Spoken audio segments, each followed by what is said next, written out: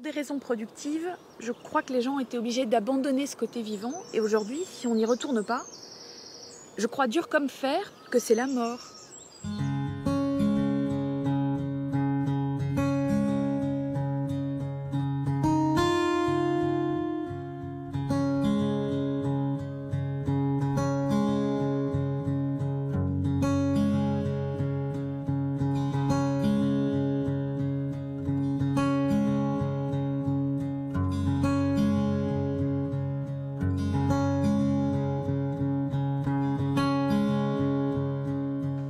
Ah tiens, qu'est-ce que vous préférez dans votre vie à la campagne?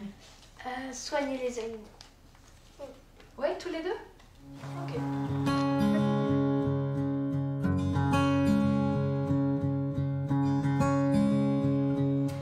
Est-ce que vous voulez qu'on ait une vraie ferme? Oui. Même si ça veut dire beaucoup de travail, peu de vacances. Bon, vraie ferme ou pas vraie ferme? Oui. Vraie ferme. D'accord. Ok, vraie ferme.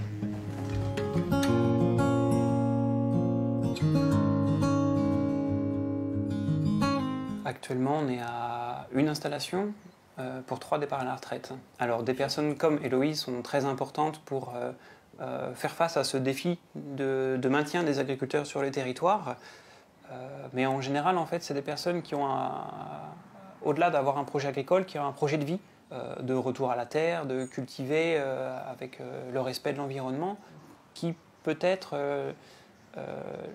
leur fait un petit peu pas voir les difficultés du travail d'agriculteur. Depuis que j'ai commencé à observer, et je ne sais pas encore beaucoup de choses, j'ai été frappée, et je l'étais déjà avant de faire ces choix, par la violence à laquelle les agriculteurs sont soumis en fait dans leur travail. C'est-à-dire qu'il y a toute une organisation qui s'est mise en place autour de leur métier, qui les contraint à être dans un système industriel malgré eux. C'est-à-dire qu'ils sont obligés d'être extrêmement productifs, utiliser l'animal comme un outil extrêmement productif, la terre comme un outil extrêmement productif. Et s'ils ne sont pas dans cette logique, ils coulent, endettés, et ils perdent tout.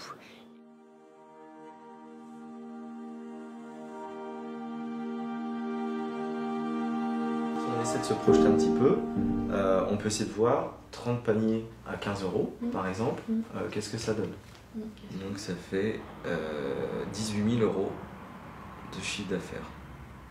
Réussir à dégager un revenu, donc tu m'avais dit 700 € par mois, ça va pas forcément être facile. Ouais.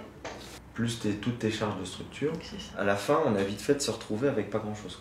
Les premières années, c'est vrai qu'il y a beaucoup de travail de mise en place, de réparation et tout ça. Ouais. Tellement de boulot. En fait, c'est super, j'ai me dit ouais, à fond, puis j'arrive à la maison et dépassée par tout, déjà, tu vois. Et aussi, il y a toujours cette question de savoir si je suis bien en accord avec ce pourquoi je viens et si je suis bien dans le sens de ce que j'ai envie de vivre. Mais c'est pas vraiment du stress, mais de temps en temps, ça me préoccupe et c'est tellement intérieur que je le partage pas là-dessus.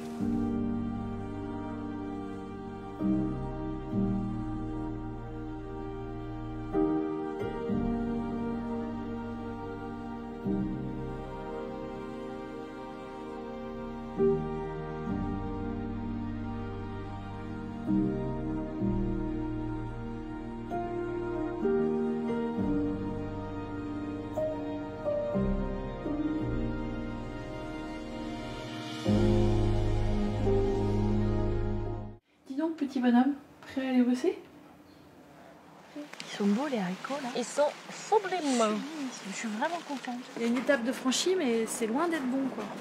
Arriver réellement à avoir une clientèle très complète, parce que c'est notre but de pouvoir donner de la bonne alimentation à différentes personnes de classes sociales et d'univers différents. Donc ça c'est vachement important.